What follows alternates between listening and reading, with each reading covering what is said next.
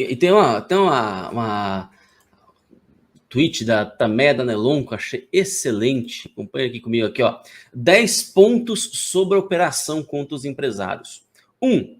Os empresários não têm foro privilegiado no STF, logo não poderiam ser investigados ou julgados pela Suprema Corte. Reparem que ela botou investigados aqui entre aspas aqui, né? De acordo com o artigo 102 da Constituição Federal. 2. O ministro Alexandre de Moraes seria uma das supostas vítimas. Assim, estaria impedido para ser relator do caso, segundo o artigo 252, inciso 4 do Código de Processo Penal. 3. Os supostos crimes inexistentes estão sendo investigados em inquérito ilegal, milícias digitais, pois foi aberto de ofício pelo STF, sem pedido da polícia ou PGR, com violação do sistema acusatório. 4. As conversas privadas foram obtidas de forma indevida, com violação da intimidade protegida pela Constituição, logo seriam uma prova ilícita. Artigo 5º, né, inciso 10º, inciso 10, 12 e 61, né, da Constituição, perdão, 60. O L é o que mesmo? É o centro, né? Agora eu não lembro agora. Falhou Eu tô mudo. O L é o 50. É o 50, é verdade. 50. Então, é artigo 56 da Constituição Federal. O 5. Os crimes contra o Estado Democrático de Direito pressupõem uma violência ou grave ameaça. Contudo, não se tem notícia que os empresários, senhores de 60, 70 e 80 anos, praticaram essas condutas contra qualquer poder da República e também, eu acrescento aqui, nem que tenham ordenado de qualquer maneira que outros o tenham feito a seu mando, né? 6. O PGR não foi ouvido previamente à operação, pois o parecer do Ministério Público deve ser obtido antes do juiz decidir sobre busca e apreensão. Tá aqui também a lei correspondente. 7, perdão, nossa, 7. O perfil do empresário Luciano Hang no Instagram foi bloqueado, sem que fosse indicada qual mensagem enviada por ele no grupo de empresários teria eventual conteúdo ilícito. 8. O eventual bloqueio de contas bancárias dos empresários seria completamente desproporcional e não se presta a apurar o suposto crime cometido por palavra escrita. A análise dos extratos bancários não será necessária para provar o eventual delito investigado. É simples, né? Então, se você está querendo investigar se há ali o delito sendo cometido por uma palavra escrita, né? Por que vai bloquear a conta bancária? Qual que é o objetivo disso, né? 9. Os advogados não tiveram acesso à decisão que determinou as buscas e apreensões e os bloqueios das redes sociais, fato que viola o princípio da ampla defesa. E 10. De acordo com o que foi divulgado, tem-se apenas conversas privadas trocadas por senhores sobre políticas, algumas críticas aos sistemas de apuração dos votos e ao STF. Essas críticas que não configuram crime, apenas a liberdade de expressão, né? Tá aí. Perfeito. Perfeito. É isso, é exatamente isso. Oi, Ítalo. Pode falar. Não, pode falar. Depois pode terminar. Não, eu queria ler aqui, eu vou acrescentar aqui sobre uma fala do Marco Aurélio Mello, mas eu queria te ouvir primeiro sobre essa questão da Tamé. Não, a Tamé, ela definiu esplendidamente todos os pontos aí, foram muito bem elencados e respondendo, né, para que bloquear as contas? Primeiro, o bloqueio de contas numa situação dessa, contas bancárias, é a última medida num caso dessa natureza, no sistema acusatório, no direito penal. É a última medida. Você não parte para isso de cara, a menos que haja um motivo muito grave para isso, né? Mas a gente sabe muito bem para que isso, gente. A gente sabe muito bem. Isso tudo está diretamente ligado ao 7 de setembro. Está diretamente ligado ao 7 de setembro. Bloqueia a conta de empresários que na cabeça... Gente, deixa eu falar um negócio com vocês aqui. Esse pessoal acha que esses empresários financiam manifestações? Realmente eles acreditam nisso? Fazer manifestação aqui, meu amigo, ó, é na cara e na coragem. É o povo que se une para fazer alguma coisa. Não tem essa de empresário financiando, não. Então, e eles sabem disso. Mas a questão é manter a narrativa. Aí bota lá, não, nós vamos bloquear as contas para que eles não financiem. atos antidemocráticos, os velhinhos lá indo para Paulista, para Brasília, com a camisa verde e amarela. Isso é o antidemocrático. Né? E sobre especificamente o fato em si, a troca de mensagens, gente, uma coisa é você conversar, é você expor o seu pensamento, você expor a sua ideia e expor até o seu desejo. A outra são os atos que você efetivamente realiza para que aquilo aconteça. Então, uma coisa, gente, ainda que houvesse ali, numa conversa entre amigos, ainda que houvesse uma defesa ideológica de um golpe, ainda que houvesse, nós sabemos muito bem que não é o fato, não é o caso, mas ainda que houvesse, não configura crime. Uma coisa seria os atos preparatórios, os atos executórios ali. Não, eles estão realmente, contrataram fulano para fazer isso, fulano para fazer aquilo, que vai sabotar aquilo ali, que vai invadir aquilo lá e tal. Aí é outra história. Se os atos estivessem indo adiante. Mas o que aconteceu ali foi isso. Conversa, bate-papo de WhatsApp entre senhores ali de 60, 70, 80 anos. Dono da Multiplan tem mais de 80 anos. Realmente esse cara tá querendo confusão na vida deles? Realmente acha que ele tá querendo confusão na vida dele? Então, assim, não tem o menor fundamento. Perfeita a exposição da doutora Tameia, e ela sempre é muito eloquente nas falas dela. Mas, gente, isso é a prova cabal, irrefutável, inegável, cristalina, defina como quiser, do estado policialesco que nós vivemos. Né? Quem é a vítima? A mesma pessoa é a vítima, ela acusa, ela prende, ela investiga, ela julga. Realmente, para mim, isso só tem um nome. Onde uma pessoa é o centro de tudo. Para mim, só tem um nome. Né? E eu não preciso falar, vocês são bastante inteligentes, tenho certeza que sabem do que se trata.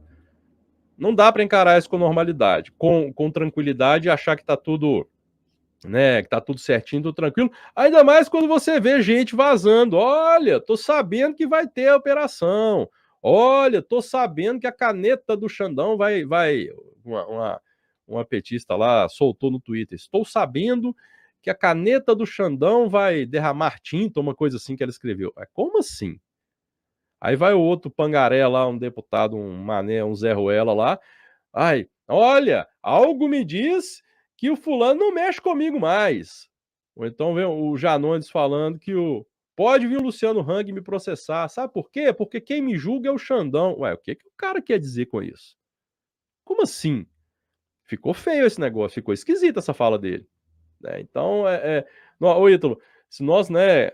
E olha para você ver, há quanto tempo a gente fala disso aqui, há quanto tempo nós estamos falando disso aqui, e ainda assim a gente consegue falar horas e horas, se deixar, nós ficamos aqui até de noite, ficamos aqui até o podcast sexta-feira lá do presidente, com os maromba lá, né? Porque não param de surgir ilegalidades, não param de surgir absurdos, né? E a todo momento eu falar que nós somos surpreendidos já é conversa fiada, né? Alguém ficou surpreso?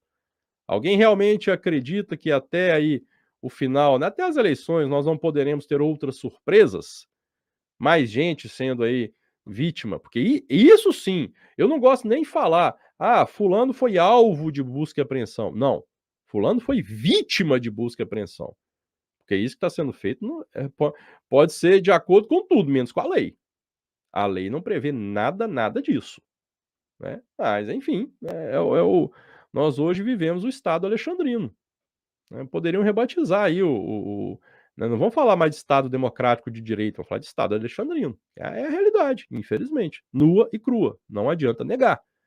Agora, vamos ver até quando vai isso, vamos ver como vai continuar essa escalada. Né? Então, assim... Agora, eu gostei de uma frase aqui do PS ali, e que o pessoal falou também, é a cultura do cala-boca. É a cultura do cala-boca. Olha, fica quieto. Né? Não é fica em casa, a outra lá não falou do fica em casa se puder, né? Esse aí fica calado e é seu dever, né? Se puder, não. Fique calado e pronto, acabou. Difícil, né, Ito? Bem difícil, viu? Bem difícil mesmo, né? O Márcio Neves dizendo o seguinte, ó, só para saber, o Barroso, ao expressar a troca da presidência e o Zé Dirceu falando que tomaram o poder e diferente de ganhar a eleição, e os que participaram desse diálogo estão sendo investigados, sabemos a resposta, né? Pois é. Exato, perfeito. Perfeito. Quantas coisas muito piores já foram ditas aí, muito piores, e aí sim, né, com ameaças, né, eu vou lembrar de um deputado de São Paulo que disse claramente que se o Toffoli não colocasse um julgamento do Lula lá, não pautasse um julgamento do Lula, a carreira dele estava acabada. Deputado de São Paulo falou isso. Então, eu não sei se ele era o ministro ou o presidente ou o relator, acho que ele era o presidente do STF na época. O deputado disse claramente, ó, sua carreira tá acabada se você não fizer isso. Aquele lá do Paraná, o Requião, dizendo que tinha que... Não foi o Requião, foi o Zé Disseu, dizendo que deveriam tirar os poderes do STF. Né? Não, nós temos que tirar os poderes do STF. Nós vamos tomar o poder que é diferente de ganhar a eleição. Olha as falas do cara. Isso sim é ameaça de golpe, isso sim é ameaça, né?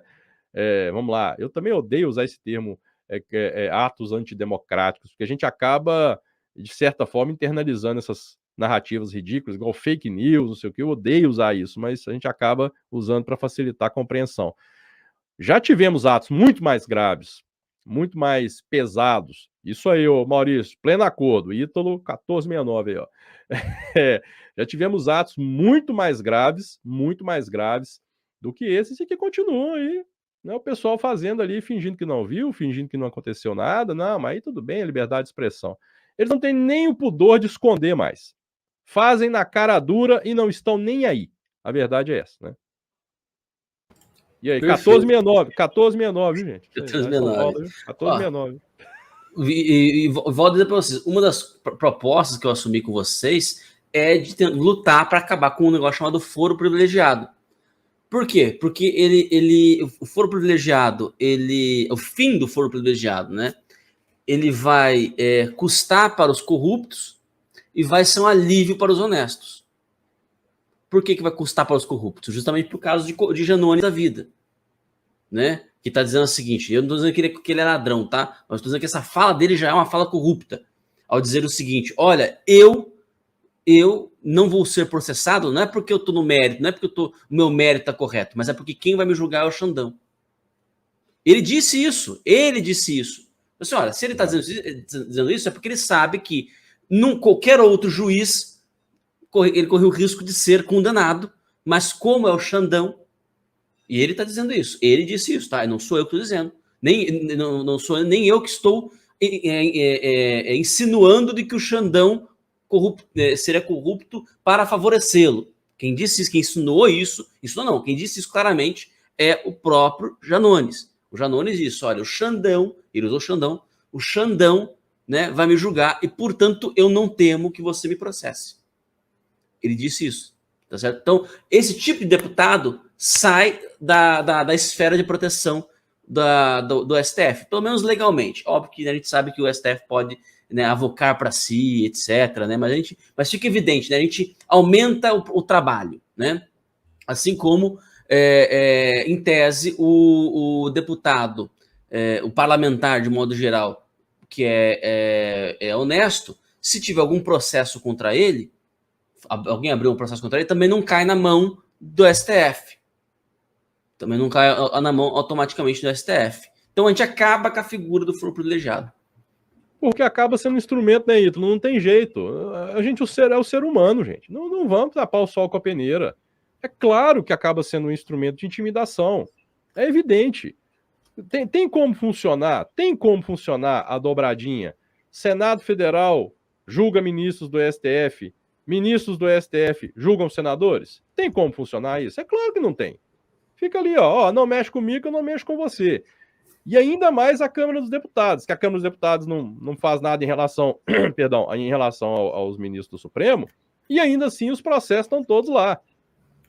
E aí, não estou dizendo de forma alguma que esta corte faça isso, mas digamos que num futuro distante, né, talvez possamos ter um membro mal intencionado, num futuro distante, tá, gente?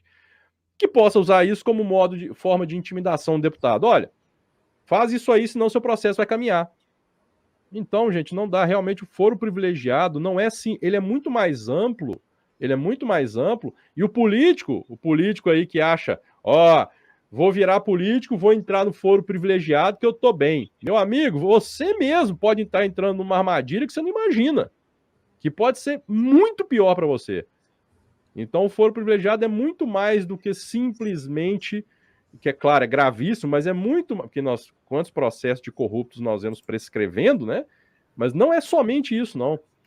Além disso, ele pode muito bem ser utilizado como um instrumento de coerção para que fulano, ciclano faça ou deixe de fazer essa ou aquela coisa. E eu queria só responder, Ítalo, um comentário aqui da Daisy, que ela diz o seguinte: olha, ninguém fala sobre a Polícia Federal agindo fora da Constituição. Na verdade, Daisy, a gente fala, né? Todo mundo fala. E essa questão da Polícia Federal é um negócio muito complexo. Não é simplesmente, porque tem uma ala da polícia que é de esquerda e tal. Não, gente, a coisa é muito mais profunda que isso. Envolve insatisfação em função da reforma da Previdência, muitos policiais ficaram insatisfeitos e tal. Então ali você tem uma ala que é favorável, a outra que já não vê com bons olhos. Então o negócio é muito mais amplo, muito mais complexo.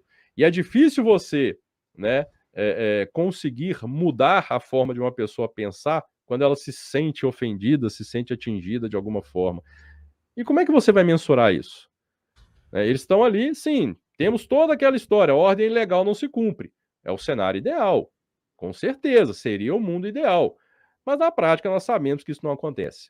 O cara que descumpre uma ordem, o cara vai ser perseguido, o cara vai ser, enfim, vai ter de tudo, né? É duro, é duro. Não é só o legislativo, não é só o judiciário, não é só a Polícia Federal. Gente, é tudo. O Brasil, ele realmente é um É o todo um estamento sistema burocrático, né? É o exato, estamento burocrático. Né? exato. Então, perfeito, pessoal. Tem um comentário aqui, 2 comentários, deixa eu pegar aqui no superchat aqui, Durval Frederic. E a presunção de inocência que eles tanto pregam. Pois é. Isso acontece? O que o Alexandre faz? Eu já expliquei para vocês aqui, mas eu vou explicar de novo. Ele pega os inquéritos e, através dos inquéritos, ele já pune. E ele não dá nem sequer a denúncia. Porque o inquérito, né? Você é advogado, né, Henrique? Sim. Então, se me corrija se estiver errado, mas assim, o inquérito é aquela fase em que ele está. O órgão investigativo, que não deveria ser o STF, né? Para começo de conversa, mas o órgão investigativo, ele vai ver se teve materialidade do crime, ou seja, se o crime de fato ocorreu, e se tem aí uma ideia mais ou menos clara de quem foi o autor. Então, um crime é feito de 2 coisas, materialidade e autoria. Então, tem o crime e tem a autoria do crime, né? Tem quem fez, né? Tem o feito e tem quem fez, né? Então, assim, inquérito serve para isso. Então, assim, quando fica já claro que houve o crime, configurado já que houve o crime, e já fica, digamos, evidente que o crime foi cometido por aquela pessoa específica, ele tem a obrigação de quê? Juntar o órgão investigador. Ele tem juntar tudo aquilo que compõe o seu material probatório e apresentar a denúncia. Né? Aliás, comunicar ao Ministério Público, e aí o Ministério Público oferece a denúncia. Ele vai pegar tudo aquilo ali, né? Então o delegado de polícia ele vai lá, investiga, apresenta as provas para o Ministério Público olha, fala assim, não, de fato, tem aqui o crime, aconteceu, de fato, né, tem as provas aqui de que os indícios apontam claramente que a autoria do crime é o fulano de tal, então nós vamos denunciar o fulano de tal por esse crime. E aí vai entrar a fase do processo, do julgamento, né? E aí no julgamento vai ter a defesa vai tentar dizer que não foi, ou que não foi ele, ou que não foi bem assim, entendeu? Aconteceu de fato o crime, mas foi, sei lá, em legítima defesa, né? No caso do assassinato, ou que não... Enfim, aí a partir daí é julgamento. O Alexandre de Moraes, ele nem chegou nessa parte. Ele não ofereceu denúncia. Então, juridicamente falando, isso é importante você entender. Juridicamente falando, o Alexandre de Moraes não poderia estar dizendo com todas as letras que os crimes aconteceram e que eles foram os investigados cometeram. Ele não poderia estar dizendo isso. Porque se ele tem essa convicção, É o caso de perguntar para ele, perguntar assim, então tá bom, então por que não oferece a denúncia? Tá esperando o quê? É prevaricação. É prevaricação. Se ele tem esta convicção, né, é prevaricação. O Roberto Oliveira diz assim, milagre, Ítalo, não usou o Max de exemplo. Eu pensei aqui, eu falei assim, pô, o cara não tá nem aqui, né? Eu deixar ele em paz um pouquinho, vai. Mas, enfim, então, é crime de prevaricação, né? Se ele de fato não oferece a denúncia. Então, no final das contas, o que ele faz? Ele cria o inquérito e, através desse inquérito, ele já toma decisões e vai levando. Então, nesse inquérito, ele já declarou, decretou a prisão do Alan dos Santos, ele decretou o fim, a extinção da minha empresa, que eu tinha junto com o Alan, né? Na prática, foi isso. Ah, mas o CNPJ existe ainda. Tá, mas está com conta, ele tá impedido de operar e ele está com as contas congeladas. Ou seja, não consigo operar na realidade. A empresa, ela existe, está lá parada, né? Esse canal aqui não é um canal de extensão daquilo ali, tá? É outra coisa, né? O Ligando os Pontos não tem nada a ver com o que era o Terça Livre, né? Inclusive tem uma outra linha editorial, etc. Porque sou só eu, né? Quando são várias pessoas, você tem uma linha editorial que é composta aí num coletivo. Aqui sou só eu. E, enfim, né? E ele já tomou essa decisão, ele já puniu já. Porque já é uma punição, já causou danos irreparáveis, porque mesmo que o Terça Livre volte daqui 1 ano, 2 anos, ele não vai voltar do jeito que era antes. Ele vai conseguir, lógico, vai tentar, né, retomar o seu trabalho, né? Mas aquele fio biográfico da empresa, né, daquela pessoa jurídica, quebrou, foi interrompido. A gente estava para ir para uma TV. E nós estamos prontos para ir para a rádio. Já não vamos mais. Ou pelo menos vai demorar muito mais tempo para conseguir. Se a gente voltar. Agora, se a gente voltasse hoje, como é que a gente ia fazer? Estúdio de Brasília, todo desmontado já. A gente vendeu todos os nossos equipamentos para conseguir pagar os 54 funcionários. Como é que a gente ia ver isso daí? Não dá. Vai ser vários anos. Vão levar vários anos de trabalho se a gente voltasse hoje, tá? Se o Terça Livre voltasse hoje, levariam vários anos de trabalho. Tô deixando o Henrique aqui na tela aqui, sem fazer nada, deixa eu tirar ele. Levariam vários anos de trabalho para a gente conseguir voltar no estágio que a gente estava em outubro do ano passado, quando o Terça Livre acabou. Para voltar para aquele estágio, né? E a partir daí tentar retomar um pouco da trajetória. Entendem? Ou seja, já é uma punição. E ele já toma essa atitude, mesmo não oferecendo denúncia, mesmo não nos dizendo, mas eu encontrei aqui indícios claros de que você fez isso, isso e isso. E tão claros que eu te ofereci denúncia e você vai ser processado por isso. Agora você vai vai chamar o seu advogado e o seu advogado vai tentar te defender desse crime, deste crime e deste crime aqui. Não tem isso. Não tem isso. Aí como é que você quer que a gente respeite um negócio desse? Que posicionamento você quer que a gente tenha em relação a isso? Né? O Fernando Dias está dizendo o seguinte, ó, é preciso agir, ecoa aos 4 ventos o poema do Bertolt Brecht, gritando sobre o silêncio sepulcral dos velórios do jornalismo profissional. Pois é, jornalismo profissional não existe mais no Brasil, morreu, meu amigo. Ele está um cadáver putrefato a céu aberto. Ele só não foi enterrado ainda, mas ele já está morto e falecido irremediavelmente. No máximo, a gente vai conseguir um jornalismo profissional que surge daqui para frente, não vai ser a continuidade daquele que existia antes, porque lá já se encerrou, a linha de relação já se encerrou. Então tem que refundar, tem que renascer um jornalismo profissional no Brasil, porque senão não vai funcionar. Não dá.